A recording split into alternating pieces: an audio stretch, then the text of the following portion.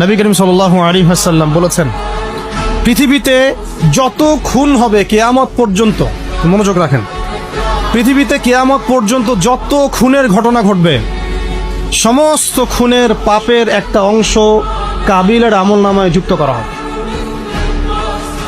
এখানে কে সফল? মহাকাব্য কে রচনা করেছে, হাবিল না কাবিল? আল্লাহ পাক আমাদেরকে শিক্ষা নেওয়ার তৌফিক দান।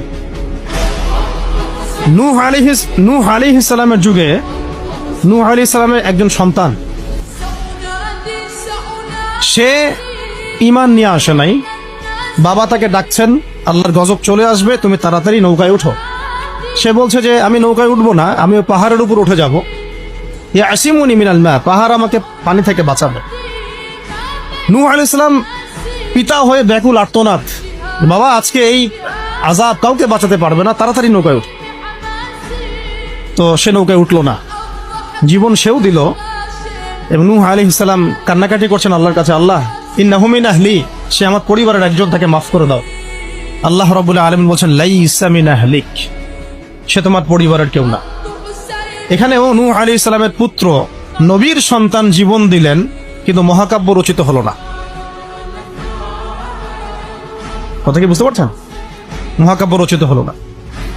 এভাবে লূত আলাইহিস সালাম যাচ্ছেন, কারণ আপনারা জানেন লূত আলাইহিস সালাম এসেছিলেন সাদুম জাতির জন্য নবী হিসেবে। ওই জাতির মূল পাপই ছিল সমকামিতা, যেটাকে এখন আমরা এই সো কল্ড ট্রান্সজেন্ডার, তারপরে এলজিবিটি এইসব ইস্যুর মধ্যে নিয়ে আসছি। আর এটা পশ্চিমাদের একটা বড় এজেন্ডা, বাংলাদেশে এটাকে বাস্তবায়ন করা। এই জন্য তারা পশ্চিমার কিছু সেবা দাসকে তাদের মাথার উপরে নিয়েছে এটাকে বাস্তবায়ন করার জন্য। এবং যত সুদী এনজিও আছে এদের একটা বড় অংশ এর সাথে সম্পৃক্ত। কয়দিন পরে যদি দেখা যায় যে ক্লাসরুমের মধ্যে আপনারা বসে আছেন, ডানে বামে এলজিবিটি লোকজন বসে আছে, অবাক হওয়ার কিছু নাই। ওইদিকেই জাতিকে নিয়ে যাওয়ার চেষ্টা তারা করছে, কিন্তু ইনশাআল্লাহ আমরা সেটা হতে দিব না। আমরা সেই লূত আলাইহিস সালামের যুগে আল্লাহর পক্ষ থেকে যে শাস্তি আসছে, ওই শাস্তিকে আমরা আসতে দিব না ইনশাআল্লাহ। তোমরা ওই শাস্তি আনার ব্যবস্থা করবা, এই জাতিকে সমূলে ডোবানোর ব্যবস্থা করবা, এটা আমরা হতে দিব না। লূত আলাইহিস সালাম দাওয়াতের কাজ করেই যাচ্ছেন, তাদের কওম সেটা শুনছে না। মূল পাপ ছিল তাদের সমকামিতা, হোমোসেক্সুয়ালিটি। আল্লাহ পাক এমন ভাবে তাদেরকে ধ্বংস করেছেন যেভাবে অন্য কোনো কওমকে করেন নাই। আসমান থেকে ফেরেশতা পাঠিয়ে, জর্ডানে দেখবেন ডেড সি, মৃত সাগর, ওই জায়গাটা আছে এখনো, ওখানে সাদুম গোত্র বাস করত। পাখা দিয়ে ফেরেশতারা তাদের পাখা দিয়ে ওই জায়গাটায় এইভাবে উঠিয়ে আসমানে উঠিয়ে আসমান থেকে পাথর বর্ষণ করে এদের সবাইকে থ্যাতলা করে আবার উল্টা দিকে দাফন করে দেওয়া হয়েছে।